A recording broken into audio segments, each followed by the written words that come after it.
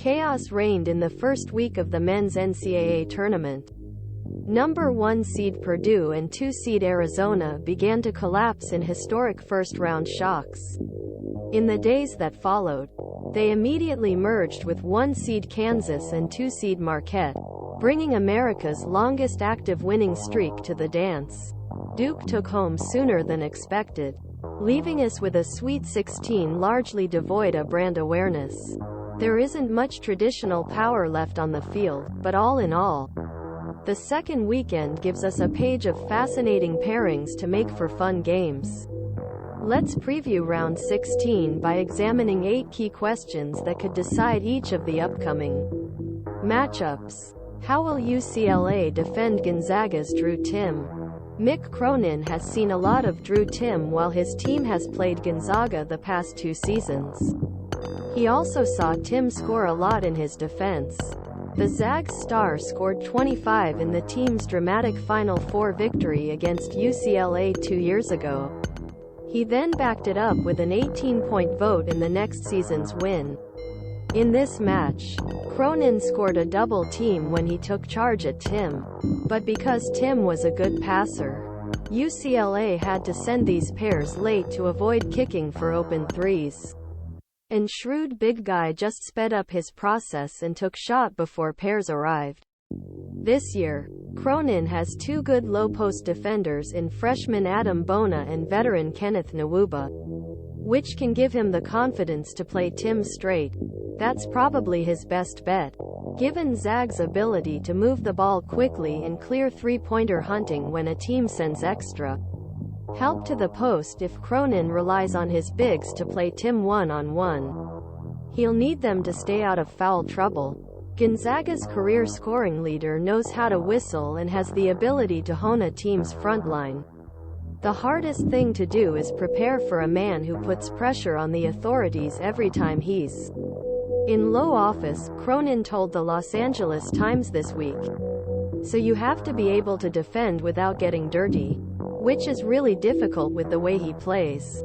Complicating matters, Timme can go out and remove larger timber defenders from dribbling, so it's not as simple as throwing a bunch of bigs at him. Cronin's team played good zone defense this year and could be a useful tool in this game. It will allow UCLA to pick up bodies around Timme when he's around rim and cut his rides with the faster defenders in surrounding area. But even if the region isn't the answer, Cronin definitely needs a new approach to slow Timme down. If Gonzaga doesn't find an effective one, he'll cut UCLA's tournament run short for the second time in 3 seasons. Can Miami's backcourt handle Houston's pressure defense? Houston's not one-ranked defense is built on degradation.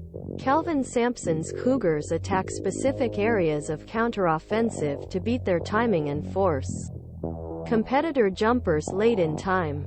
For example, if a team runs pick and roll, defender of Script almost always hedges aggressively, aiming for ball handler to pull back towards half court and take ball dribble. It's been a hugely successful strategy this season, as Houston ranks 3rd in pick and roll defense, according to Synergy, and its tactic Miami, team that runs lot of ball screens for its talented backcourt, will have to reckon with Friday if it's going to have chance. Having Isaiah Wong on your team is a pretty good answer to aggressive pick and roll wraps. At 6'4", this pair has the height to see teams and make jump passes to open putters. Houston's opponents have also had some success by swiping screen early or cutting roll of screen short to basket, so ball handler can get off ball before trap gets there, and Wong can do it all day. He also has the ability to split these pairs and create offense for himself or others against a spinning defense. Indiana couldn't keep him out of line in Miami's second-round win. Isaiah Wong gave a comeback performance against #Indiana to help send #Miami to Sweet 16. Zawong 21. 27 PTS 8 Reb 1 STL 9 to 17 FG 4 6 3 PT 5 5 FT in 3 6 minutes. He looked more prepared and in control as He reached the spotlight. Decision-making was much better. Pic. Twitter 38NUEHS9WG. No ceiling March 21, 2023. The ACC Player of Year won't be Best Player on Field Friday night, but it will be most important. If Wong can't handle the pressure from Houston, this match will be rushed away from Miami. If he can, we can participate in one of the most fun games of the tournament. Does Xavier have the depth to hang with Texas for 40 minutes? Xavier's bench players have teamed up to play only 24.8% of the team's minutes this season. This ranks him 310th in the country. And coach Sean Miller had to cut his rotation even further after a season-ending injury to big man Zach Fremantle, to just 7 players. The Musketeers team is painfully weak. Beginners rarely leave the court for more than a quick breather, and foul issues may leave them less choice. Texas coach Rodney Terry need not worry about that. The Longhorns' rotation goes 9 deep, which helps them maintain a faster pace and a more aggressive defensive style. Texas can't match Xavier's offensive firepower. But if this turns into a working game, Big 12 champions should be able to outrun their Sweet 16 opponents. Xavier usually plays at a fast pace, but slowed things down late. It will continue against Texas. At Colby Jones and Soli Boom, Miller has 2 penetrants he can rely on to set up crime in half court. When these two attack the rims, it makes room for the big Jack Nunge indoors and sniper Adam Kunkel outside. Penn State was able to take a second lead on Horns by seeping through paint and kicking ball out for threes. Jones and Boom could cause similar havoc, but they need to be well rested if they're going to do it for full 40 minutes. Can the state of Michigan keep up with K-State's athletics? March. Which is why Tom Izzo's team is at its peak.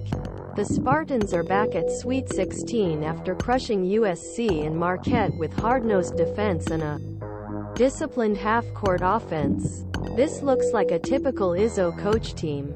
But while the results are familiar, the method isn't. This isn't the most talented team Michigan State has brought to the Sweet 16. A.J. Hoggard and Tyson Walker make up a strong backcourt, and Joey Hauser is profoundly great. But Walker was the only Spartan to make an All-Big Ten team. And overall, the team lacks athleticism and has to play a more conservative defensive brand. On CBB Analytics, Michigan State ranks 275th in the Hakeem percentage, which measures how often a defense steals the ball or blocks a shot. Now here's problem: Kansas State can run and jump with any team the country. And after playing rigorous conference slides in Big 12, they're also comfortable in overwhelming half-court game. Whatever the speed, it can be difficult to stay ahead of these feral cats. Keontae Johnson is a big, powerful wing with a soft touch from deep and NB-level hops. Quarterback Marquis Noel is small but maybe the fastest player remaining in the tournament. K-State will put Noel in a lot of ball displays, and that will be tough for Michigan State's bigs, who won't be able to stave off dribbling without mid-range jumpers and buoys. Michigan State has no chance if this turns into a track meet. He'll have to shoot to protect the ball and slow things down and keep K-State out of the pass game. Izzo is a master.